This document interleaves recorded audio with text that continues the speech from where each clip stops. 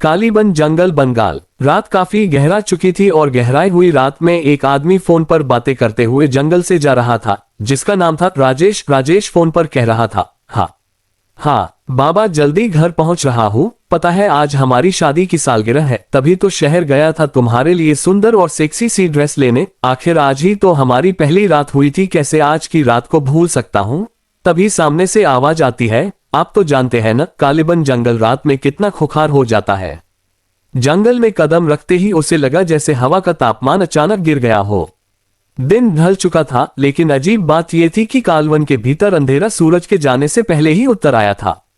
पेड़ों की टेढ़ी मेढ़ी डालियां ऊपर आसमान को इस तरह जकड़े थी मानो रोशनी को अंदर आने से रोक रही हो।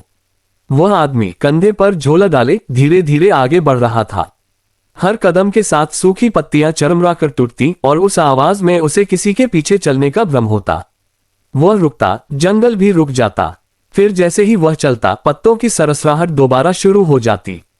बस मेरा वहम है, उसने खुद से कहा, लेकिन आवाज में भरोसा नहीं था।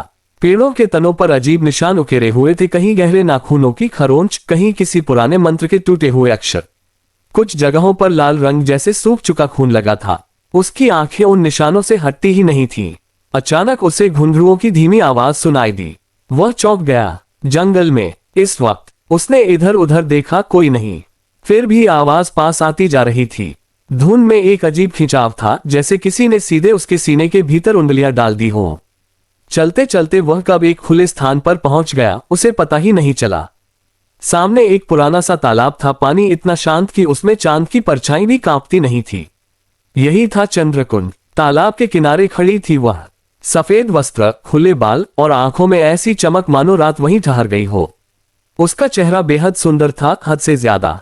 सुंदरता जो सहज नहीं होती, जो डर पैदा करती है। तुम रास्ता भटक गए हो, उसने मुस्कुराते हुए कहा। आदमी ने जवाब नहीं दिया। उसकी निगाहें अनजाने में उसके पैरों पर चली गईं, वहां पैर जमीन को छू ही नहीं रहे थे। हवा ठंडी हो गई, उसकी सांसें तेज हो गईं। डर क्यों रहे हो? वह धीरे से बोली, मैं तो कब से तुम्हारा इंतजार कर रही थी। उसने एक कदम आगे बढ़ाया। तालाब की सतह पर लहरें उठी, लेकिन उस स्त्री की कोई परछाई नहीं बनी। जंगल अचानक बहुत शांत हो गया। न कीड़े, न पत्ते, न हवा, सिर्फ उसकी धड़कन। और तभी उसे महसूस हुआ वो सुंदर सी औरत उसके पास आने लगी।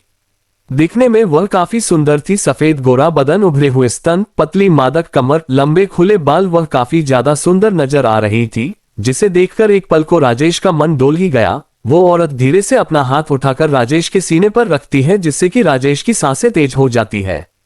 जैसे वो उस औरत की अंदर की गर्माहट को साफ साफ महसूस कर पा रहा था, और उसके हाथ अब उस औरत की कमर पर जा चुके थे, जिसे अब वो अपने हाथों से महसूस कर रहा था। और उसके हाथ उस औरत की कमर से होते हुए उसके सीने पर जा चुके थे, तो कभी उसके पूरे शरीर पर घूम रहे थे। कुछ ही देर में दोनों के कपड़े एक दूसरे से अलग हो चुके थे और दोनों एक दूसरे में इस तरह समा चुके थे जैसे कई जन्मों के यौवन के प्यासे हो। और सुनसान रात के जंगल में उस औरत की कामुक सिसकियां गूंज रही थी, जो उस आदमी को और अधिक उत्तेजित कर रही थी।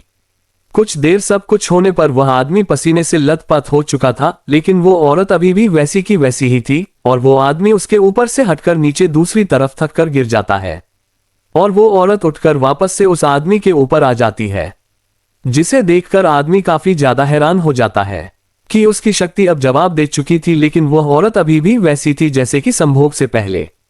और वह अपने आश्चर्य वाले भाव के साथ कहता है, कौन हो तुम? तब वह औरत अपने चेहरे पर गहरी मुस्कान लाते हुए धीरे से कहती है, यक्षमी कालीबन जंगल की। और इतना कहकर वो जोर जोर से हंसने लग जाती है, और उसके नाखून बड़े बड़े होकर निकलने लगते हैं, और उसकी त्वचा झुर्रियां और काली पड़ने लगती है।